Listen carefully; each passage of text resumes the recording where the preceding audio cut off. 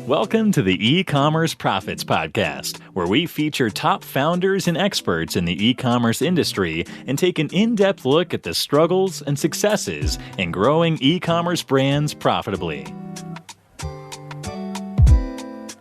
All right, guys. Josh Chin here. I'm the host of the E-commerce Profits Podcast, where we feature top experts and entrepreneurs in the e-commerce industry and go behind the scenes of the struggles and successes in growing a brand.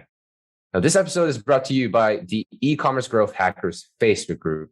If you own or operate a direct-to-consumer e-commerce business, you're probably drowning in a sea of conflicting information and advice from people who may or may not have even been in your shoes. So skip the noise, join the E-commerce Growth Hackers Facebook group that's private. Learn from a curated group of e-commerce founders and operators and tap into the genius of featured specialists on e-com growth and marketing. And the best part, it's free. So check out the group on Facebook. That's facebook.com/groups/e-commerce growth hackers with a Z at the end. The link is also in the description of this episode, and I'll see you guys on the inside. Today's guest is someone I'm really excited to speak with, Kevin Miller. So Kevin grew up in Florida before moving to Washington, D.C. to attend Georgetown University. He then moved to California to pursue an entrepreneurial career in the epicenter of tech. Kevin's worked at Google at their HQ in Mountain View for 2 years, as well as smaller startups looking to improve their online advertising strategies. And most recently, Kevin was also the head of growth and marketing at Open Listings, which was acquired by Opendoor. And he then left Opendoor to co-found GR0, that's spelled GR0, the country's fastest growing SEO agency with his longtime friend, Jon Zacharias, in 2020, so very recently. And since then, he's grown from zero to a run rate of $20 million with over, I want to say 100 employees. Kevin, is that right? Like across the entire group? Oh, yeah. Well, we have about 77 full-time employees and we have 100 writers. So it's approaching 200 total people that are paid monthly. Right. That's incredible. And GR0 works with incredible brands like Theragun, Ritual, Pressed Juicery, Universal Music Group, and many, many more. GR0 is one of the only SEO firms that my company, Chronos, refers business to. And that speaks a lot. And we're also a new client. I'm not sure, Kevin, if you know that, but I do. I'm thrilled by it. Yeah. Yeah. I'm super excited. I'm just about to get on board post BFCN and all that stuff. Fantastic. But I'm looking forward to that. Kevin, welcome to the show. Thank you for having me. I haven't really had a chance to do too many podcasts. And when we met at Geek Out, I was really impressed by what you have built. And I'm thrilled to chat with you, about everything e-commerce today. Thank you. So, Kevin, talk to us a little bit about your experience kind of coming into entrepreneurship and starting in 2020. That's a really short amount of time. So it's been, 18 months or less? Or 12 yeah, it's been I incorporated the company in April 2nd of 2020, but we've been working on it since November of 2019. So I see. In my head, it's about 2 years old. But yeah, it became a real thing that I thought was worth the legal bills of filing an LLC by April of 2020. I quit my job on February 7th of 2020. Pre-coronavirus. And then that threw kind of a wrench into things. But then, we became really serious about it and knew we were going to move forward in April. So prior to that, you're and we talked a little bit about this at Google. I think that's a big interest point to a lot of people. And coming from Google, that gives you, in my opinion, a little bit of an edge because you've seen what life is like at Google, how the company functions from a really high level. And kind of taking experience into search engine marketing and search engine optimization. Does it help at all Like, is that true? Does it give you any kind of an edge or insight in what you do today? Well, so I started my career at a company called Message Me, and I was the first marketing hire. It was a messaging app just like WhatsApp. I did that for 6 months and the company got acquired by Yahoo. And then I started working at Google after that. And they have the most intensive training program that you could imagine. And so I was an account executive, if you will, and I was the one building Google campaigns for small and medium businesses. So just like the movie The Internship, we were working, and we were on the phones with small and medium business owners and helping them create campaigns to get more calls into their coffee shop or whatever it might be. And so there was a 6-month intensive training on all things digital marketing and all things Google Analytics and all things AdWords. And so that like really gave me a foundational understanding of how to track user behavior online and how to motivate certain types of behaviors and how to understand how to measure revenue for certain businesses and the efficacy of different campaigns. Ironically, I didn't learn anything about search engine optimization. That is Google's core competency. That's their secret sauce. They actually don't teach anything about SEO. The only people who are inside of Google that know about SEO are the web spam team. It's actually not a marketing team. It's not a sales team. It's strictly an engineering team. And they're all focused not on optimization of rankings. They're focused on search quality and making sure that if a user is searching for a particular product or service, they find what's most relevant to them. That's all that really is at the forefront of those engineers' minds. But it gave me an understanding into digital marketing, which then applies to, other channels, email marketing, Facebook ads, Reddit, Pinterest, etc., SMS marketing. It helped me understand how to measure efficacy of campaigns, no matter what channel they're coming from. It's really interesting because now I understand that e-com and direct consumer SEO is a completely different beast from standard SEO. Mm-hmm. And because of the number of SKUs that's involved, the number of products that are involved, it can be a daunting task and also pretty tricky. What are the differences? One of the biggest hurdles or in conversations that I have with clients is that SEO is probably not going to be something that I would want to pay attention to until like very, very a very mature stage of my business. Is that the right mindset, or is that are there any blind spots that we're not seeing here? Well, I think to address your first point, there's different types of SEO. So SEO strategies such as content writing, getting written up in the news, aka backlink building, and on-page optimization, those really are transferable across different industries. It works for D2C businesses, works for B2B businesses, works for enterprise businesses. But tactics do change if you're working with a website that's very large. So, for example, the SEO difficulties and complexities for Airbnb are going to be much different than the SEO difficulties and complexities for Ritual.com, an e-com vitamin company with 20 SKUs, because you have millions of pages. Like same like SEO for Zillow or my last company, Opendoor. They all have 10 million different properties that are indexed with Google. That's a much bigger beast. So we'll get to that a little bit later. But I always believe that, what I saw in the last 4 or 5 years is with the advent of D2C e-com companies, SEO has been overlooked because it's not a sexy channel, if you will. It can't provide the same scaling opportunities as a paid channel like Facebook or Instagram ads. And so therefore it typically tends to be put on the back burner for that reason, but also because you need to invest in it pretty much blindly from the beginning, because you will not see returns on that investment for at least the first 6 to 12 months. And so in my opinion, for the people who understand and are bought into SEO, it's very important to do it from day one because it does take such a long time. But I do understand the viewpoint of a lot of e-com owners that say, I don't really have a strong thesis on how to do it right. Mm-hmm. And it takes a long time. So as a result, I'm going to push it off. I don't think there's anything particularly wrong with that.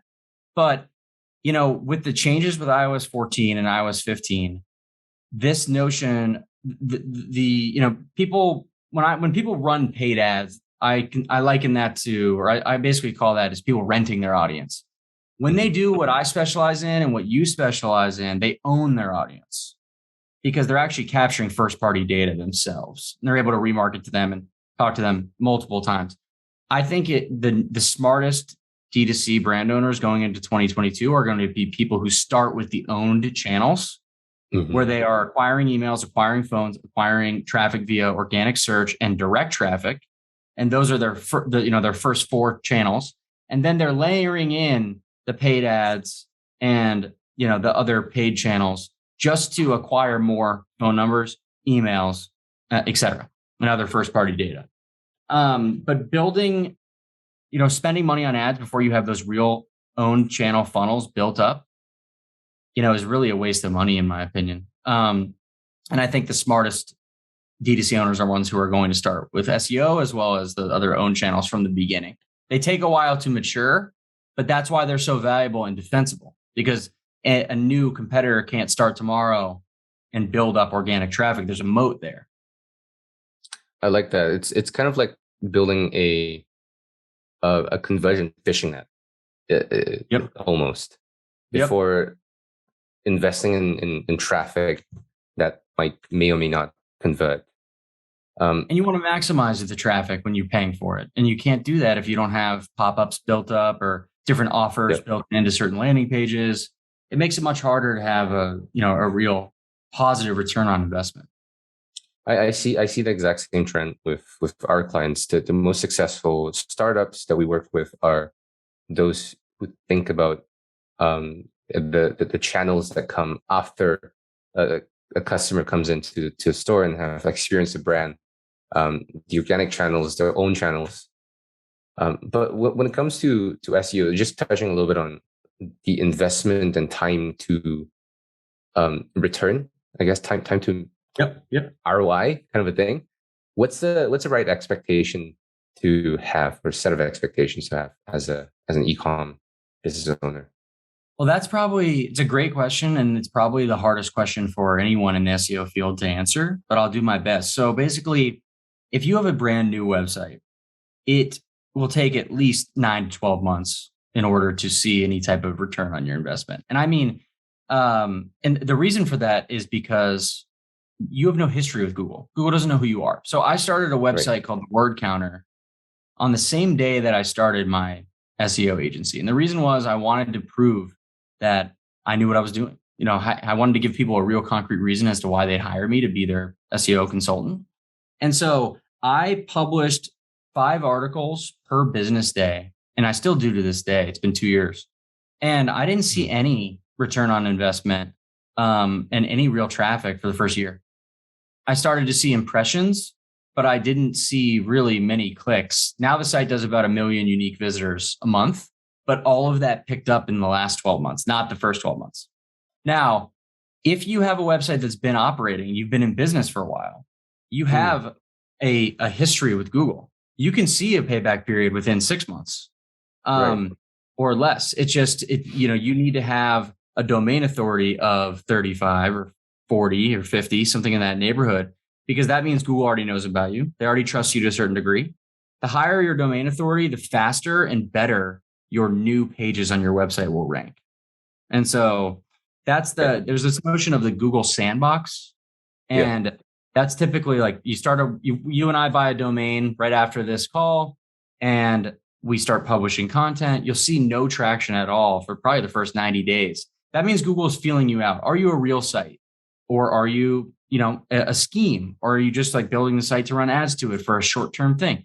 But if you're publishing every day, you're sending signals to Google that, hey, I am a domain expert on protein powder, and I will be continuing to launch products, and I will be continuing to educate consumers on this space because I'm passionate about it.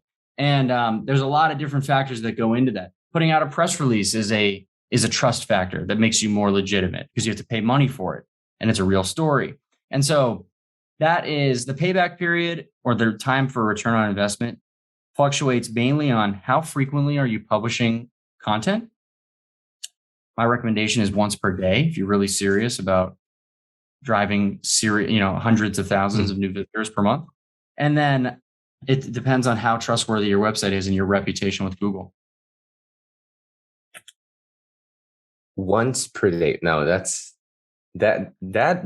is, I think, something most people wouldn't think about, like having to invest content on a very, very regular basis every single day and frequency of publishing.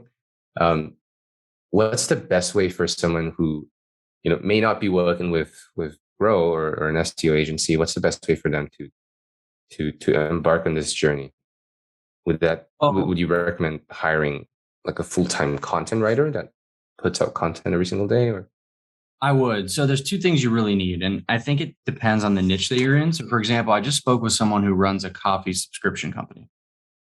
And one per day is certainly aggressive, but that can be the entire driver of the whole business, which is why it's so important to invest in.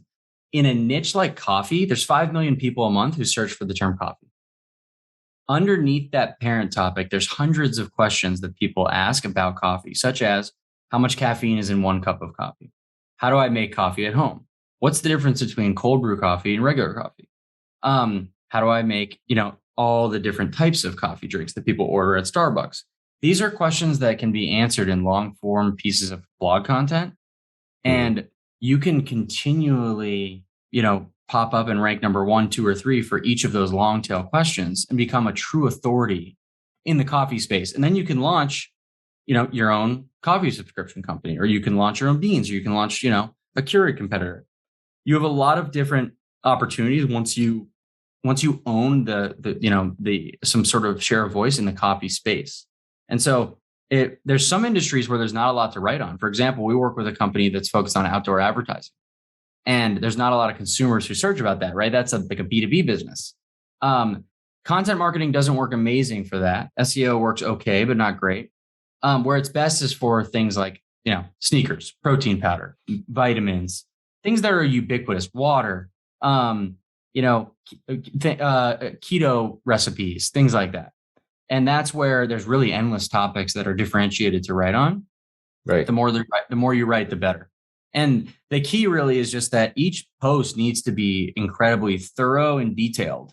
So we're talking like 14 or 1,500 words of content per blog post. That's what's required these days in order to earn the top spot on Google. There's too much competition. There's billions of websites competing all for the same type of, keyword. And so remember, Google's whole purpose is to serve up the best and most relevant and thorough answer to a question that a consumer has. And so you have to really earn that. It's hard these days. That sounds like a lot of investment in the first 6 to 12 months of basically not seeing results. It's tough. But as you spoke about, it's a long-term, it most definitely is a long-term investment. But what I'm curious about is, because as a client, you don't lock anyone in for a 12-month term of any kind. You have like a 3-month kind of kickstart process, and then it's month on month in your contract. How do you go about thinking about that when people typically don't see results in the first 6 months? And I would imagine a lot of people coming to you and saying, "Hey, Kevin, I'm not seeing any results. It's been 3 months. I went out." Yeah. How do you respond to that? Well, I think a few ways. Number one, on a practical business sense, no one wants to be stuck into a contract ever, whether it's your cell phone bill or your SEO company. So when you're building a new business like ours, negative word of mouth can spread 10 times as fast as positive word of mouth.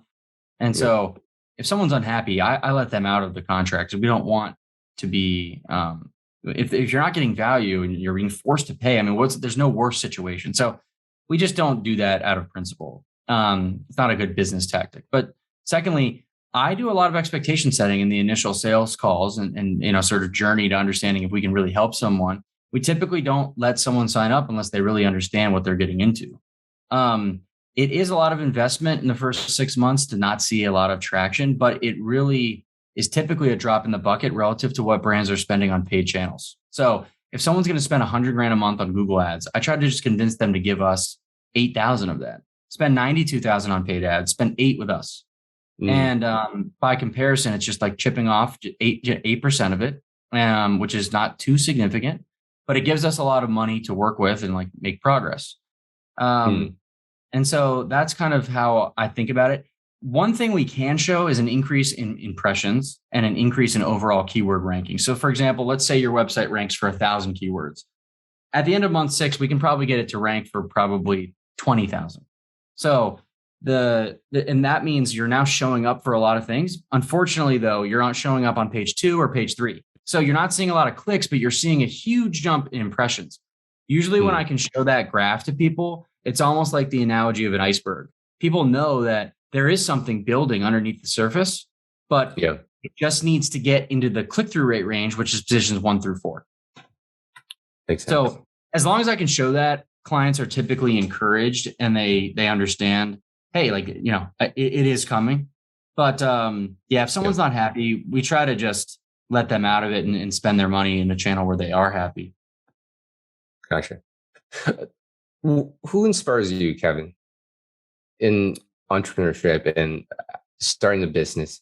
It's an incredible sight to see what you've built in just 2 years, a very short amount of time. Thank you for that. You know, my father was a very successful entrepreneur. I'm very inspired by him. He worked in the car rental space for many years. I think that, you know, Steve Weiss is the CEO of Mid6. He's a close friend of mine. He built an amazing digital marketing agency that sold a couple of years ago and has over 500 employees. I'm inspired by people like that, who do business the right way and are able to put food on the table for 500 plus different families. I think that's really cool. And, you know, I fell in love with entrepreneurship because it gives me freedom of time and choice. So like, for example, my partner is in Miami right now. He's participating in Art Basel. We're not one of those, and he's getting a ton of business there, getting to meet people, which is what he's best at. You know, neither of us graduated college and immediately became entrepreneurs. You know, I wanted to be that guy who could go do that, have a technology company that was funded by Y Combinator. That was my dream. It didn't happen. I had to grind it out a little bit more, but I had the chance to work at 5 or 6 different companies. And, you know, you can't take off any day that you want when you're working for somebody else. So I'm inspired just by that sort of freedom of time and freedom of creativity to do stuff like this, come up with different product lines. But I try not to get too inspired or infatuated with like the money making side of entrepreneurship, because I've learned that, you know, that doesn't lead to happiness. It's not a direct line to being happy. So I focus on building stuff that's cool, that people think is interesting, that offers value. I think that's what's most inspiring, is just as an adult having the freedom to go work on what I want to work on. That's a luxury that, you know, most people in the world don't have. So that's kind of how I think about it. I can definitely relate to that. Like the fact that you were here in LA from Singapore, I was fascinated by that, you know, and you've got your own agency on the other side of the world, and you learned about Geek Out, wanted to come and be around like-minded people on a weekday. You know, I thought that was really cool, especially at your age. Most people don't have that liberty. They definitely can't afford it, and they don't have a real business reason to be there, but you did. It's a privilege. It's 100% a privilege, and I don't take that lightly. Now, Kevin, I'm personally really curious about your business and what you've achieved, and what could you share with me and listeners? Some of the behind the scenes successes or struggles of how you've built and grow to what it is today so quickly.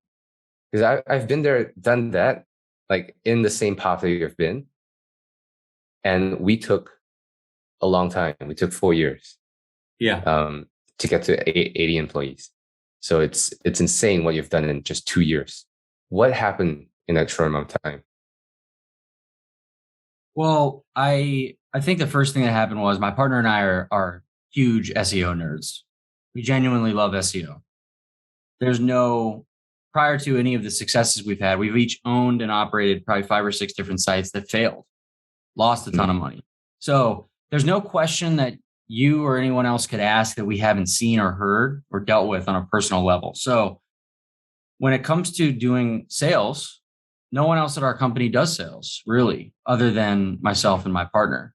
We have a few other sales team members that are being trained up now, but it's like a very rigorous training and they're doing really well. But we're the ones who are, we don't have a group of people that sell that don't know SEO. So that's one of the big keys. The second would be, we have a lot of referral partners, people that we pay to send us leads. So if you referred a lead to grow, we would pay you, 5% of the total contract value for the first year. And so that's what a lot of people call like mailbox money or passive income. And if you have a big Twitter following, like, for example, Jason Wong, who runs Doe Lashes, he can make 10 grand a month for something like this. Now they have to believe that we provide good service. And no one who refers this business doesn't, because it's their personal reputation on the line. But that's the second sort of key as to how we grew so fast. And the third would be, we're very aggressive with how we do our account management. So we try to make sure that no matter what contract you sign with us, whatever you need is taken care of. We're always communicating with our clients. They never have to wonder, where do I stand with this? Where do I stand with that? They can call us any time of the day or night. And truly, like, John and I, my partner, will answer our cell phones and solve any problem that they have, no matter what they pay. So that's the big key. We have clients that pay $30,000 a month. We have clients that pay $3,000 a month. We treat them the same. The $30,000 client might have a bigger team, but with regards to sense of urgency, there is no difference. And so I think people can feel that. And then what happens is those customers start to refer us more people. And they say, hey, actually, my aunt runs a business, or my roommate has a new company. Can you talk to them? And we really have a very strong viral sort of word of mouth. And that's what it is in this business, because the ticket price is high. Our average deal is $7,500 or $8,000. And that's a lot of money. Not a ton of people can afford that. The way that you get these deals signed is you have a good personal friend that calls the other friend and says, hey, I actually do know Kevin. I know he is a serious business guy, and you should sign. Otherwise, they might not sign, but that's what happens. That's the X factor. They need third-party validation from someone that they trust. 100%. I can definitely relate to that. About 80% of our business is driven with some kind of word of mouth marketing. About 50% of that comes from just direct referrals from partners that we work with. It's so huge. It's, people often say referrals are not something you can scale because it's not controllable. But it's one of those, like we spoke about setting the foundation right, the organic set of things, the conversion fishing net. That's what it is, at least for an agency. And shout out to Jason Wong. I had him on the show as well. Yes, great guy, such a fun dude. And he's one of those entrepreneurs that just supports other entrepreneurs. Like, that's how I try to be. When we met him, we just hit it off with him, and he's like, anything I can do for you guys, like, let me help. And we said the same thing to him. Anything he needs, no matter what, if it has to do with, an apartment to stay in Los Angeles, or like wants to go to dinner, not even SEO related, like, we'll drop everything because he's so hospitable for us. He needed some help with recruiting, so we had our full-time recruiter help him for free. So there's just things that we do for people, and it comes full circle. We just like try to be helpful. He's a give first kind of a person. Yeah, and that's what I really respect about Jason. He always thinks about, like, what can I do for you first before asking for anything. Yeah, and he doesn't even really have many asks. The only thing he's ever asked of us is, can we help, with a course he was putting together? And we're like, yeah, absolutely. Yeah. Can we do the SEO portion? Sure. Love that. Kevin, what are some of your personal favorite brands that you look up to, you're a consumer of, or you're an agency for? Well, I love Lululemon.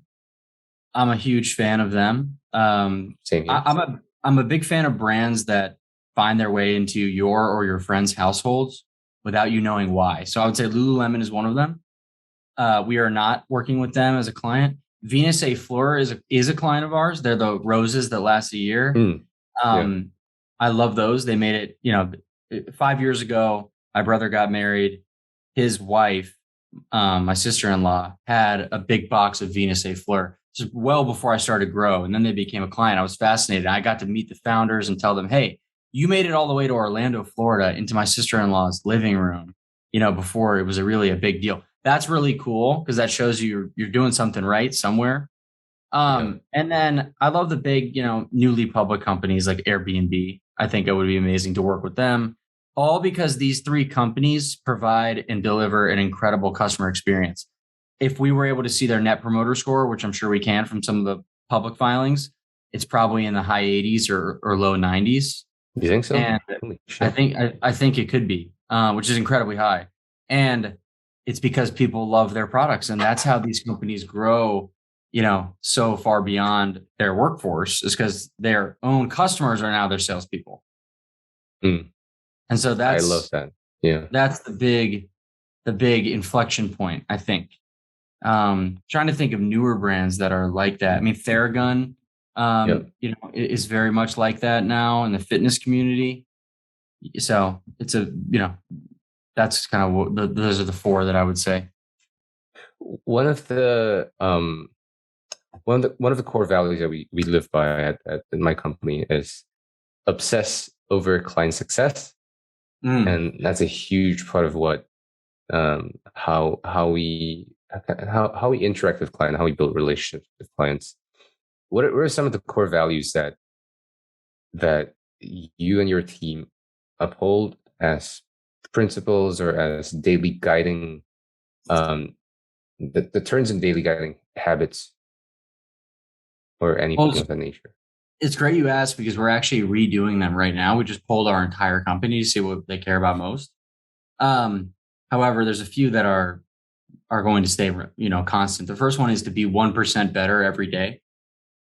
We believe that you should constantly be striving to be better, at work, but also personally. Eat a little bit healthier, call your mom a little bit more frequently, things like that.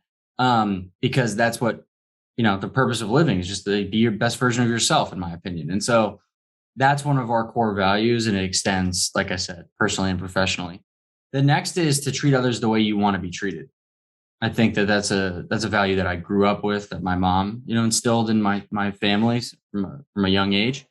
And I think that if we treat employees the way we want to be treated, clients, friends, anything, it always just yields a good result, and a positive outcome. And that's becoming more and more important in the workplace these days. Like, people don't just work for money. They need to be respected. They need to be, treated the right way, in a way that they feel good about. They need to be motivated. And that's how you get the best work out of people. And the third one that I think is most consistent is to exhibit endless curiosity. I think the smartest people are the ones that are just constantly asking questions and are tenacious in finding those answers. And so that's what, we try to encourage at this company, is that there's no question that you can't ask, or there's nothing that's not possible with regards to like a new service that we might offer to clients, or a different way of doing our reporting. I don't want anyone working at Grow that is just going to follow what's there before. I want them asking, hey, there's probably a good reason why we're doing reporting this way, but what is it? Because I don't know. I actually think it can be done this way. What do you think? That's what makes, for a really exceptional company at scale, is if everyone is asking those questions. Then you're constantly updating your processes. You're never staying in the same spot. And growth happens organically through people versus just founders and leaders coming in with ideas. And everyone has new ideas. I love that. Kevin, what's your best advice for people listening, either starting their e-com businesses or growing their e-com businesses, or veterans in the space? My best advice is to call other people who have done it before you and ask them how they did it. I think there's a lot you can, and there's one prerequisite though. You have to do the homework yourself before making those calls. So like, watch the YouTube videos, do the online courses. Let the person know whose time you're asking. Like, hey, I already did all the stuff I can do on my own, but I have these questions for you. And I can't tell you how many, probably like millions of dollars we've saved ourselves by asking people, hey, what insurances do we get? And who do we get them from? What's the best lawyer to use? Because it can avoid you losing, $100,000 on a bad lawyer. Where do we get our office space? How do we negotiate our lease? Things that I would have no idea how to do. Yeah. How do I negotiate my equity with my co-founder? Like, you need someone who's experienced in your ear to help you get those questions right and get the right answers. That can save you, years worth of, difficulty. And that's my best advice, because it applies to anything, any question that someone has about their business. Find the person who's done it before you and ask them how they did it. They'll be happy to give you advice. That's good advice. It's really good advice. And I would add to that and say that you'd be surprised at how often you get a response if your questions are crafted well.